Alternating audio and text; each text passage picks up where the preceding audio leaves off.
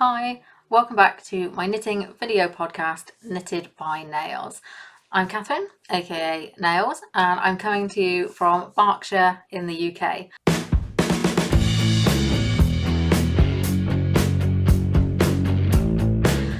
I realised I didn't really explain where the name Knitted by Nails comes from in episode 1. What was I thinking? I told you all about Woolly Rebellion, but I didn't tell you where the name of the podcast comes from. Bit of a rookie mistake. Well, I will do my very best to explain. So it all comes from a dream I had. Now, I'm going to have to tell you about when I had the dream. So this was quite a few years ago. At the time, I was co-host on a podcast called The Geekly Chronicles, which went out every fortnight. We would do a live show on a Friday evening. So I would spend all day on a Friday, every other Friday, with a couple of my mates. We'd hang out all day, work on our content for the podcast, and then it would go out that evening. And obviously we'd talk about just about everything during the day before the podcast. And the night before one of these Fridays, I'd had a bit of a strange dream. So I told my friends. At the time I was binge watching, or had just finished binge watching, maybe Californication. Don't know if anyone's watched that, but it was available on Amazon Prime at the time. I went through that like a knife through butter, basically, all 7 seasons. And at the time I was also quite into a Tumblr blog I was running called the PCAP Recap, which was all about Peter Capaldi. So all that got jumbled up in my mind, and in my dream, if I remember rightly, myself, Peter Capaldi, and the cast of Californication had moved to Russia, and we were living in this like big old house, lots of period features, as they would say on Homes Under the Hammer, and we were kind of renovating this house. I don't really know why we'd moved there, but we had.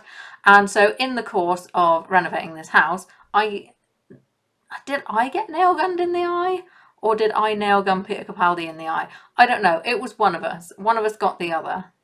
Either way, there was a nail gun. So after telling this, there was then a whole thing about like needing to fly home to go to a hospital, like needing to fly home to the UK to go to a hospital. Why? I don't know. It was a dream. It didn't make any sense. But anyway, yeah, so that was the dream. I was telling my friends. We laughed a lot. Why wouldn't we? And so at the time, also another thing we were watching, this was more me and my friends together rather than me on my own, we were watching Adventure Time. And if anyone has watched any Adventure Time, you will know that the land that they live in is broken up into kingdoms. So there's Candy Kingdom, and there's the Ice Kingdom, and there's the Fire Kingdom. I think there's even a Slime Kingdom, if I'm remembering correctly. Anyway, and the kingdoms tend to have princesses. There's Princess Bubblegum in the Candy Kingdom. There is Flame Princess in the Fire Kingdom. So Nail Gun Princess became a bit of a name. It was a Twitter name for a while. Yeah, Nail Gun Princess. So then when I was looking for a name for my Etsy shop originally, when I wanted to sell my Christmas tree scarves, which I told you all about in episode 1, Knitted by Nails, that was it. That's what I called my Etsy shop. So I still use Knitted by Nails as kind of my label. So anything that I knit and sell in my Etsy shop, I kind of put that in a category called Knitted by Nails. I imagine it's sort of like George at Asda. Yeah, that's where that comes from. Just a weird dream. Lots of TV spliced together. A little bit of Adventure Time naming convention. I became Nail Gun Princess. Then my Etsy shop became Knitted by Nails. Then it became Woolly Rebellion when it became more about the wool than the garments. So yeah, it's a long story. Thank you very much for coming on that journey with me and letting me take 5 minutes to explain the name of my podcast. Okay, this week, what have I got for you this week? Well, I better tell you about what I'm wearing, considering I started that off last week with my wonderful t-shirt from Skanehead. This week I'm wearing a sweater of my own making. Yes, that's the word. Okay, I'm wearing a sweater of my own making, of my own knitting, I was thinking, and then I was like, that doesn't make any sense. Anyway, So yeah, this is a Lover sweater, which is a pattern by Rebecca Morser. I used the yarn that it was designed for, which is perfect. It's Mohair Tweed Light by Magasin Duet. I will include links to the pattern and the yarn and stuff in the description below. I actually knitted this sweater again shortly afterwards for my dad in brown and blue. He saw me in this and said, oh, I think I might need one of those. So I was like, yes. I'm really happy to knit for people if I know that they genuinely want it, which is why I think I quite like selling stuff on Etsy, because if somebody pays money for a thing, I know they definitely want it. So I really love making it. So as soon as my dad said this, I was like, yes, here's the website, choose what colours you want. So that was fun. Yeah, I'm going to include a picture of us in our matching Lover sweaters. A picture where we look far too alike, but hey, could be worse, right? Yeah, getting back to this week, what am I going to show you? Yes, I thought I would show you my Unity sweater.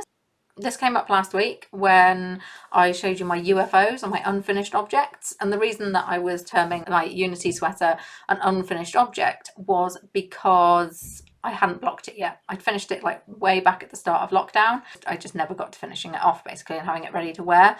I think the nicer weather had come and I was like, oh, I'm not really going to be able to wear this. So it just got put in a bag and I'd never bothered to get the blocking boards out. Well, on Tuesday I did just that, and I took the sweater, gave it a bath and pinned it out on my blocking boards. And what I'm going to do now is I'm going to show you me blocking my sweater.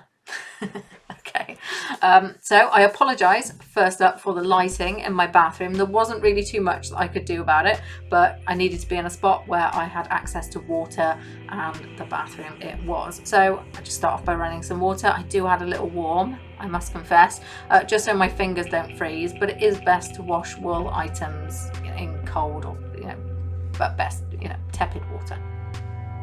I'm just using a Persil hand wash liquid here. It's designed for wool and silk. Any product like that should be fine, really. It's nice to give your knits a wash as well as a soak. My balls of wool tend to roll around on the floor while I knit, and I do like to have a snack while I knit too, so I always feel like they should get a wash when I'm done. Once I've kind of got that in water and it's having a soak, I then chill out for a bit while all the fibres get properly wet all the way through. Yeah, usually give it 10 minutes at least. Sometimes I'll give it longer, depending on how my day's going. I might just leave it and go do something else, but for the sake of this video I'm just having a little chill out with a book. After that I give it a rinse in a basin full of water, and have another chill with my coffee and my book. Then it's time for some fabric softener. The only time I wouldn't use this is if I've been knitting with merino yarn. I've heard it doesn't like it, although there are a lot of conflicting reports online.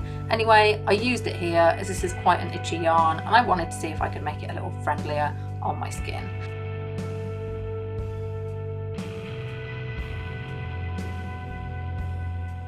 After that, it's time for another little chill out before I drain the water away and try to squeeze as much of the water out as possible. I do squeeze but never wring my wool garments. I don't want to pull them out of shape. Then I take the wet sweater and fold it up in a big towel. Then I give the bundle a good squeeze to get as much of the excess water as possible into the towel. I can toss the towel in the wash and dry it on the line in no time, but the sweater will be drying on my blocking boards and I don't want that to take like a week.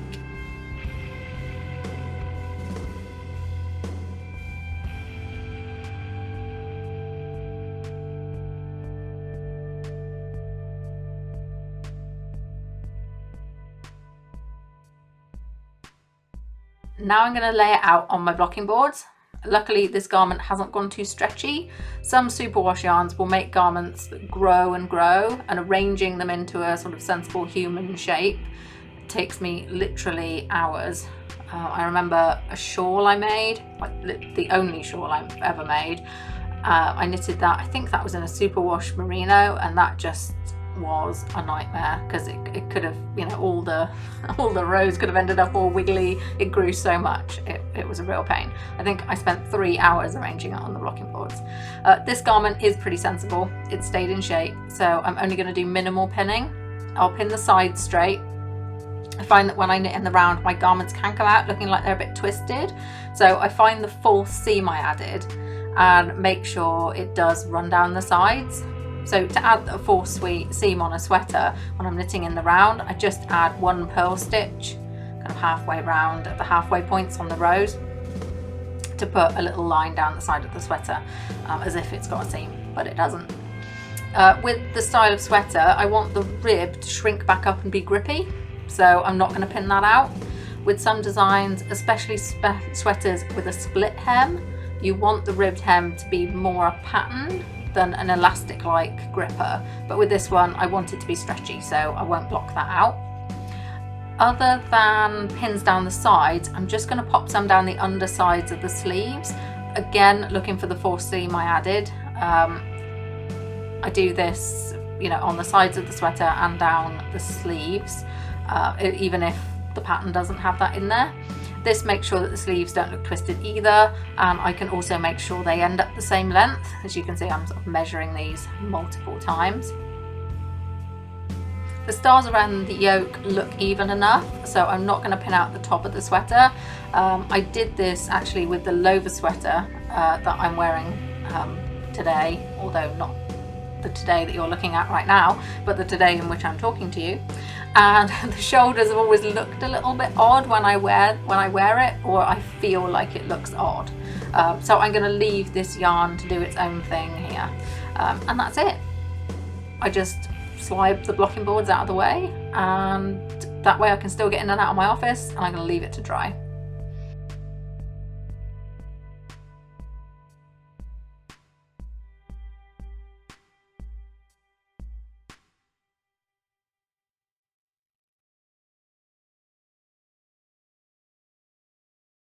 As you can see, now if you rejoin me today, the real today, you can see it's still behind me here.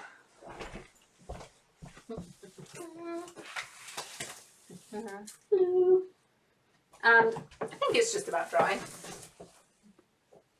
It's nearly there.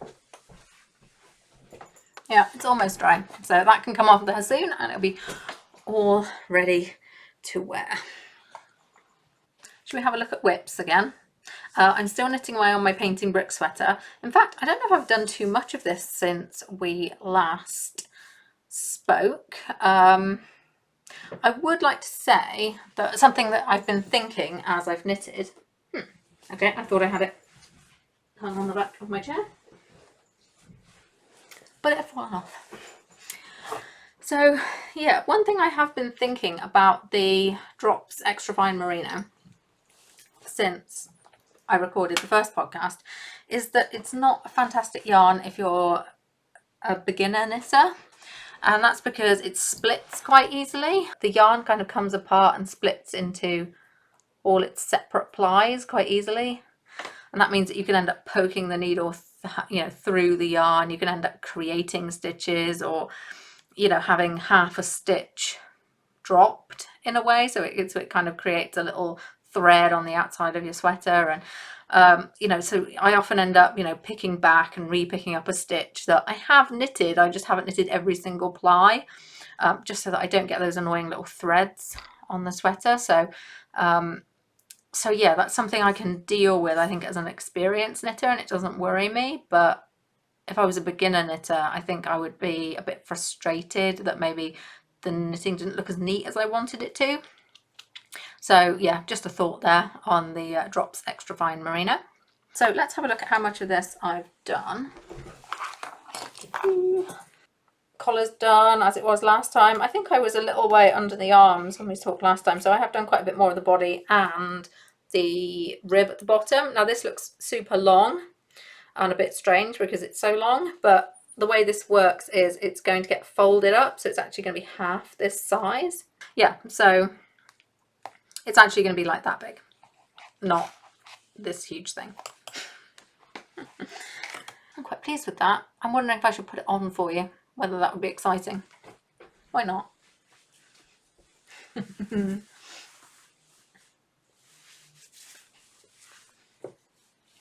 do like knitting a sweater in the round from the top down, because it means you can try it on at lots of different junctures while you knit, and just check that you're kind of on the right track. You can decide how long you want it and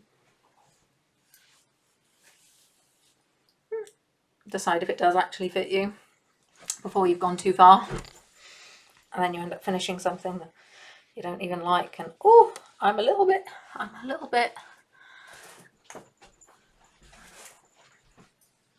chubbier than this 1 meter circular allows me to be. There you go, you know my hip measurement now. Yeah, lost a few stitches on the needle there. That's not the end of the world, I can pick those up. Yeah, so I'm pretty happy with the body. 12. So I've just got the sleeves to work. Fab. Quite happy with this. Actually, I quite like the long.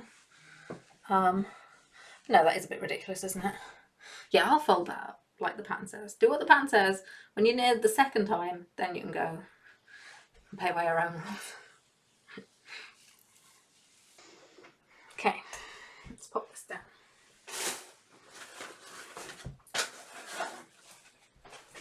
Okay. That's my whips. I only have the one. So my whip. Back to UFOs, because in the last episode I forgot to mention one of my UFOs. I even told you that there was more than one, and then proceeded to only show you the unblocked Unity sweater. So let's catch you up. I am partway through a modernist cardigan, which is a pattern by Renee of East London Knits. Now, it is the second time I've tried to knit this. The first time I knitted it and I had 2 skeins and some hand-dyed yarn, which I knew wasn't enough. But I really wanted to use it to make the modernist cardigan. So I went back to the hand dyer and bought a 3rd skein of the same colourway, but it was radically different.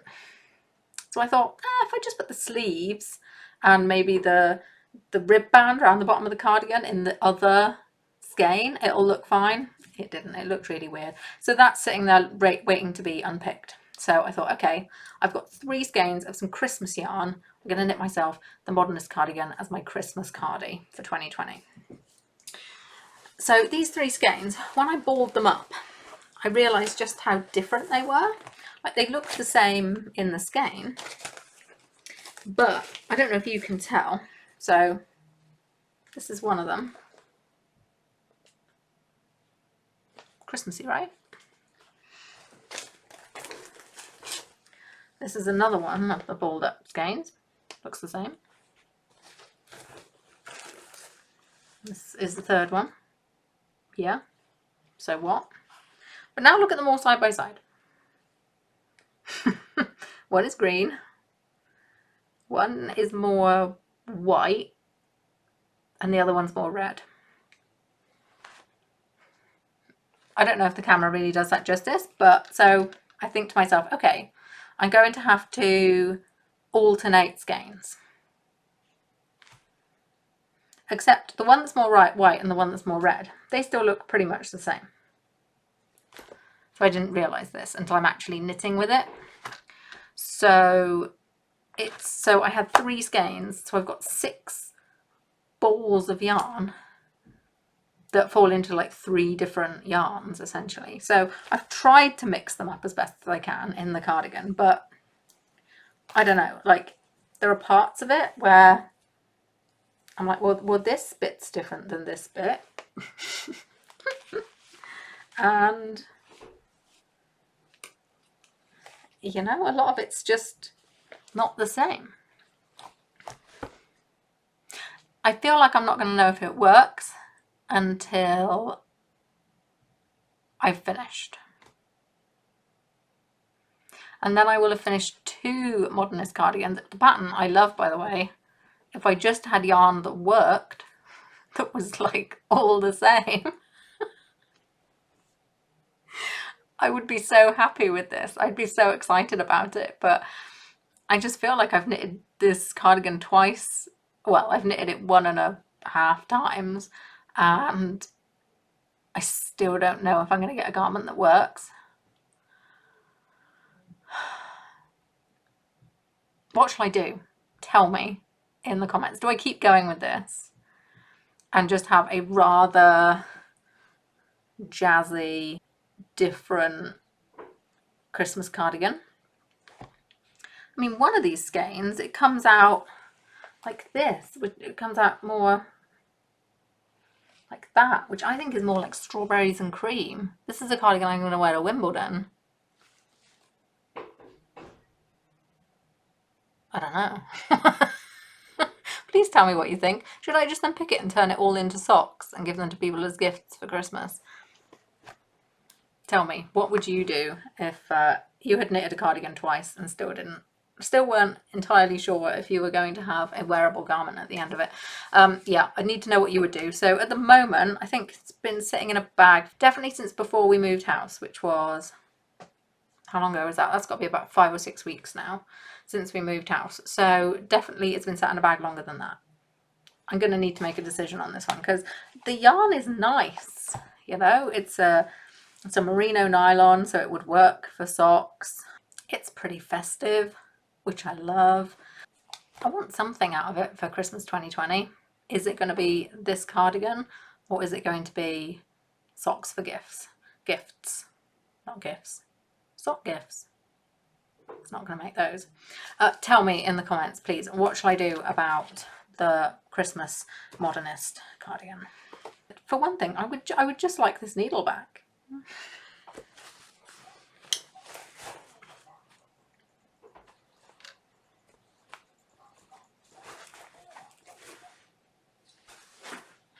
So the next part of the show is usually for my new purchases. I'm not sure if I've actually purchased anything new for me. Most of my, or certainly not knitting related. I've bought some guinea pig stuff because this weekend, fingers crossed, when the shelter get back to us, we should be off to pick up 2 adopted guinea pigs, 2 rescue piggies, and their names are Dove and Raven.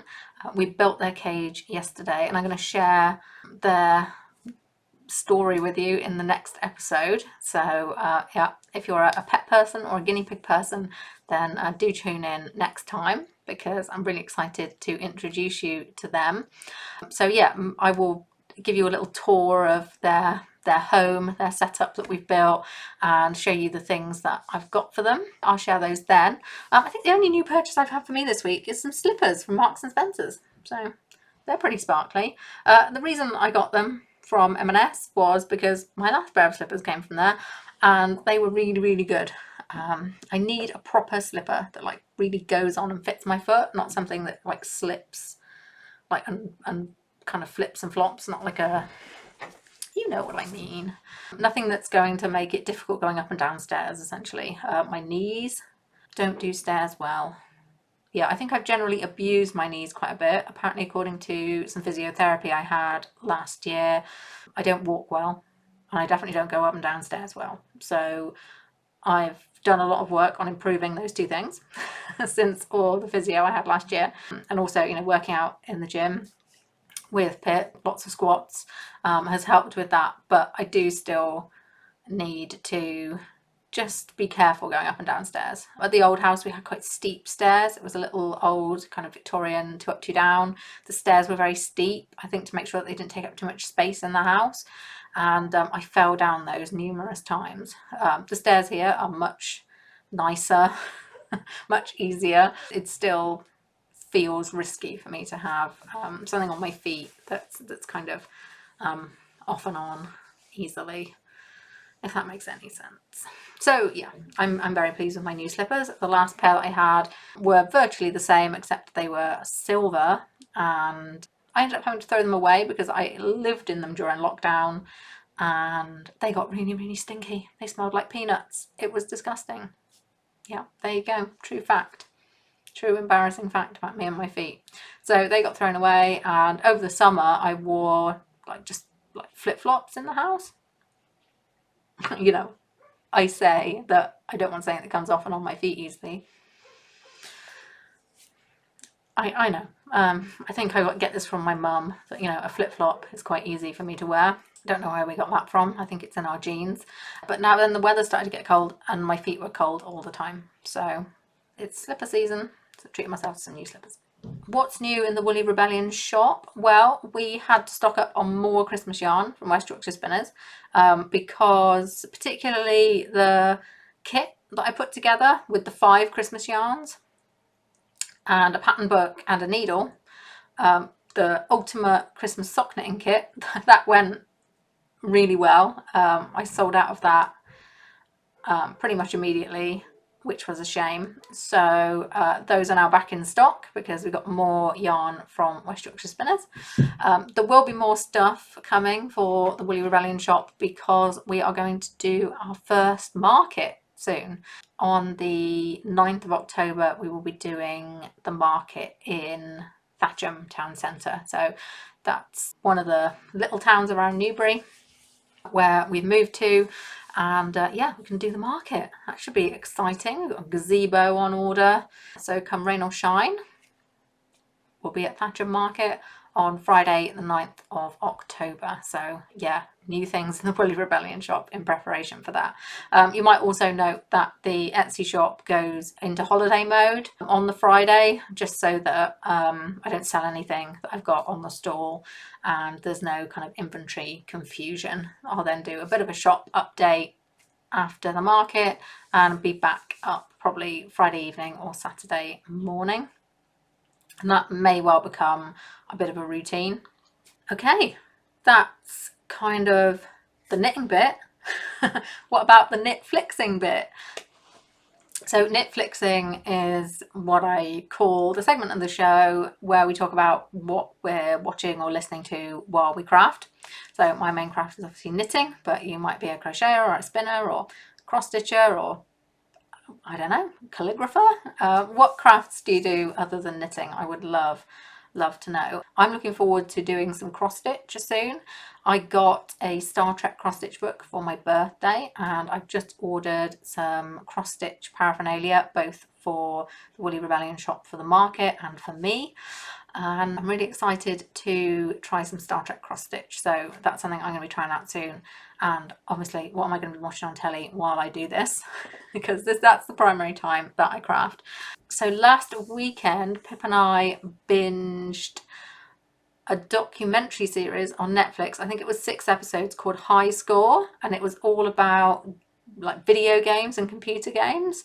So it was a bit of a nostalgia trip. Some of this was a little bit before our time, but it was still really fun to watch the evolution of technology, the evolution of attitudes towards gaming, the consoles, the gaming on PCs, all the different players. And I think the documentary does a really good job of picking out stories from diverse backgrounds, you know, people from all walks of life who've contributed and been really impacted by gaming.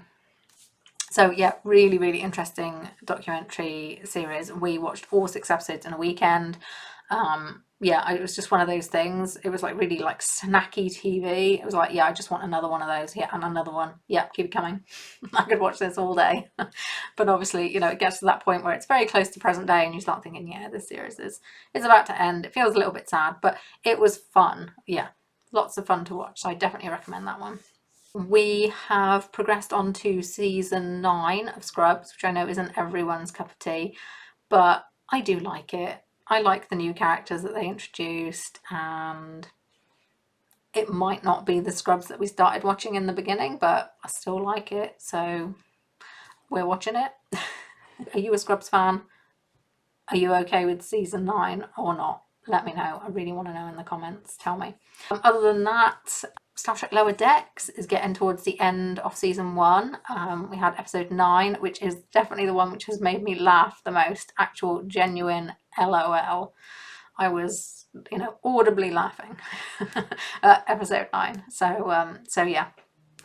And I'm not so filled with sadness that season 1 is coming to an end, because I know that once it does, Star Trek Discovery is coming back for season 3, and well, that's always exciting. Any new Star Trek's exciting, so we've got that until the end of the year, which is just wonderful.